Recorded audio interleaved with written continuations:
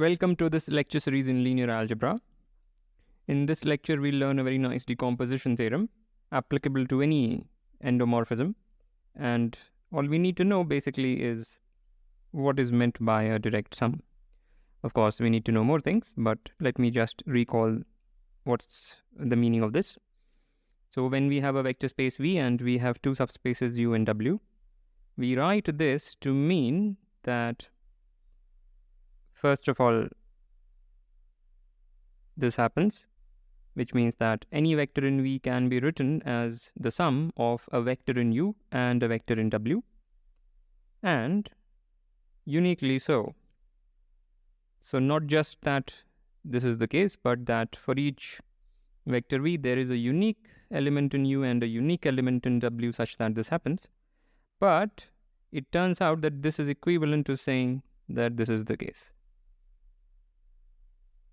So writing this is same as that, even though the definition is not quite this. Definition is a little bit different, a more meaningful one, but it is equivalent to saying this. All right, so I'm sure you recall this. And now let us move on. Here are some problems for practice. And now let us get started. So we'll recall a bit of notation. If we have an endomorphism on a vector space V, then recall that we write this t to the power 0 to mean the identity map. This is a convention. This we write to mean t composed with t, and in pictures you can express it this way.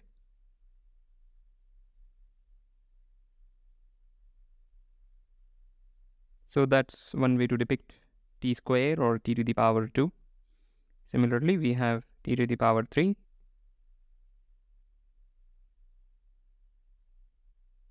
And so on. So we have these things, and note that kernel t is contained in kernel t square, is contained in kernel t cube, and so on. Very simple observation. Okay, and now we have something which I like to call the kernel saturation lemma. It says that if T is an endomorphism on a vector space V, again everything is finite dimensional, and we have a positive integer k such that we do not see an increment in the kernel. Even though we have this chain of containment, suppose at some point we do not see the chain growing, then the theorem says that we will not see the chain growing from that point on. The chain will stabilize. It will saturate, so to say. Okay, so let's prove this. It's a very, very simple proof. So what we will show is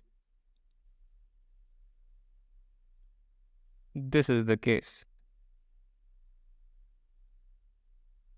Once we do this, then we have shown this part, and then you can continue the reasoning to include all the other higher powers. So let's just be content with this much. So what we have is, so fix some vector in this guy arbitrarily, and enough to show that, or we want to show that, right? So this will, once we show the orange thing, it will show that this guy is contained there, but the reverse containment is already present, so that will show the required equality. All right, so what we have is, this is 0 simply because V is in the kernel of t to the k plus 2, which implies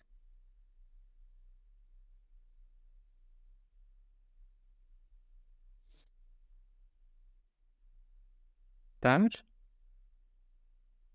therefore TV is in the kernel of t to the k plus 1. But kernel of t to the k plus 1 is kernel of t to the k by hypothesis.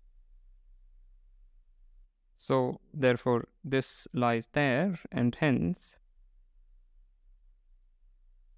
this is the case. Therefore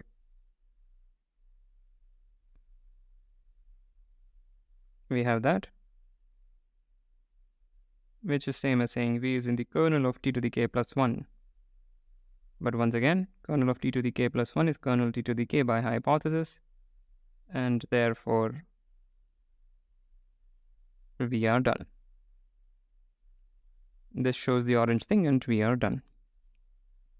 Okay.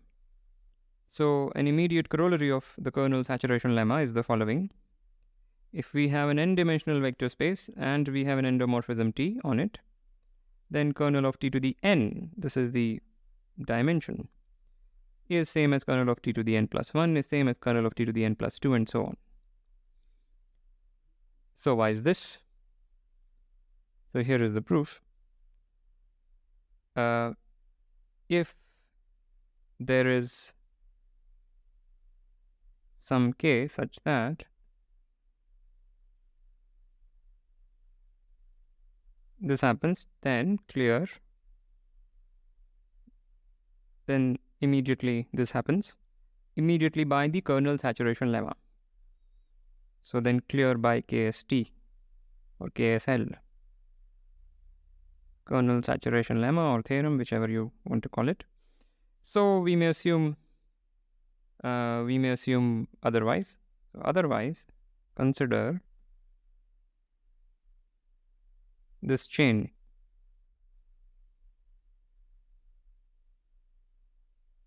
We have this chain, and by our assumption, meaning such a k does not exist, this containment must be strict. This must be strict. Each containment must be strict.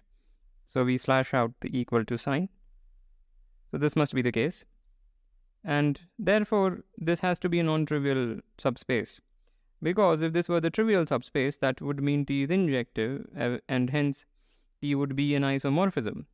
Recall, if you have an endomorphism which is injective, it is automatically an isomorphism by the rank nullity theorem.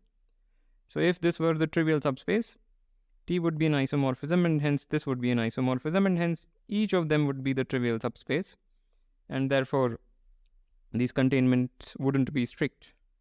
So this is a non-trivial subspace, has dimension at least 1.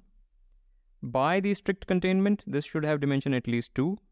Again, dimension at least 3, and so on, and this must have dimension therefore at least n. But the dimension of this cannot be more than n, and therefore this must then be the entire vector space V. Now if this is the entire vector space V, of course each subsequent thing in the chain is also the entire vector space V, and then this holds trivially. So in this otherwise case, this is the argument which I said, and I don't want to write it down.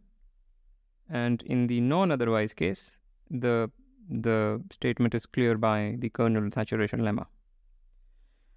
Okay, so now let us move on. So here is the decomposition theorem that we want to prove. Fix an n-dimensional vector space V and an endomorphism on it. Then the vector space can be decomposed in this fashion. Kernel of T to the n and image of T to the n form a direct sum decomposition of the vector space. And I have just expanded that out here, what that direct sum means. So here is the idea or proof. Again, it's a very simple proof. It will use the previous corollary. So define the endomorphism S as T to the n. We claim that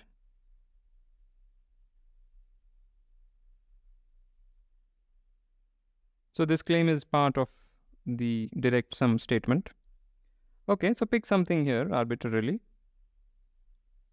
Towards this claim, let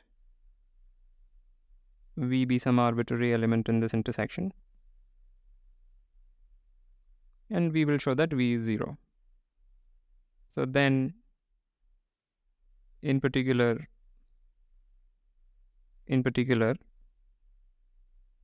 if V is in this intersection, then in particular it lies here, and therefore there is some vector u such that V is SU. Fine. Simply because V is in the image of S. Now use the fact that V is in the kernel of S.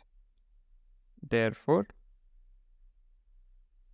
0 is equal to SV, because V is in the kernel of S, which is equal to that.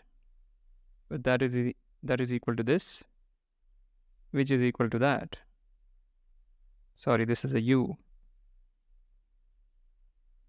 Okay, which implies that 0 is this thing, meaning U is in the kernel of T to the 2n, but kernel of T to the 2n is kernel of T to the n by what we saw in the previous slide. And therefore, T to the nu is 0, which implies Su is 0 because T to the n is S, which implies V is 0 because V is S of U. V is S of U. So V is 0, and that's it. So that proves this claim, and therefore we will be finished if we can show that the dimension of this plus dimension of that, or rather, okay, so fine. So what we want to show is that the dimension of, or rather, what we are interested in is kernel S plus image S. We want to show that this is the entire vector space V, and that can be done if we can just show that the dimension of this thing is n. But what is the dimension? The dimension of the sum is the sum of dimensions minus a correction term. Right? So recall that dimension of U plus W is dimension U plus dimension W minus dimension U intersection W. This is generally true for any two subspaces. We also saw this as a consequence of the second isomorphism theorem.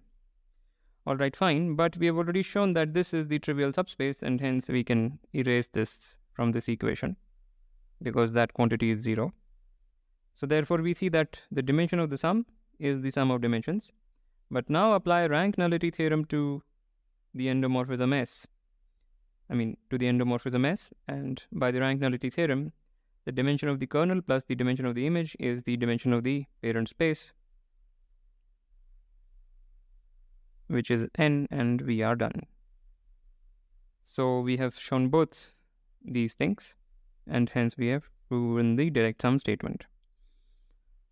So that's a very nice proof of this decomposition theorem. Perhaps we will make use of it at some point.